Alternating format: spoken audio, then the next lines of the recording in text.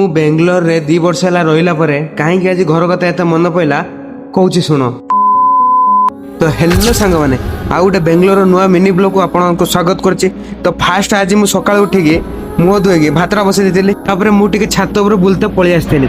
ଛାତ ଉପରେ ଆସି ଦେଖିଲା ବେଳକୁ ଆଜି ପାଗଟା ବି ଭଲ ଦେଇଛି, ବେଶୀ ବି ଶୀତ ନାହିଁ, କିନ୍ତୁ ଏତେ ପର୍ଯ୍ୟନ୍ତ 7ଟା ହେଲାଣି ଏତେ ପର୍ଯ୍ୟନ୍ତ ଖରା ଆସିନାହିଁ। ଆଉ ଆଜି ବି ଏତେ କୁହୁଡ଼ି ପଡ଼ିନଥିଲା।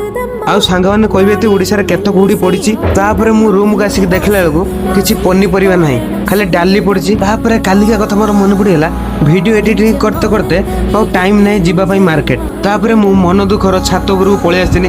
ଛାତ ଉପରୁ ବୁଲତେ ବୁଲତେ ମନେ ପଡ଼ିଗଲା ଘର କଥା। କାରଣ ଯଦି ଘର ଥାଆନ୍ତି ଏତେ ଟେନସନ୍ ଏତେ ପଡ଼ିନଥାନ୍ତା, ମା ସକାଳୁ ଉଠିକି ରୋଷେଇ କରିକି ଦେଇ ଦେଇଥାନ୍ତା। ତାପରେ ମୁଁ ମନେ ମନେ ଭାବୁଥାଏ ବାହାରେ ଜୀବନ ଏତେ କଷ୍ଟ ନା।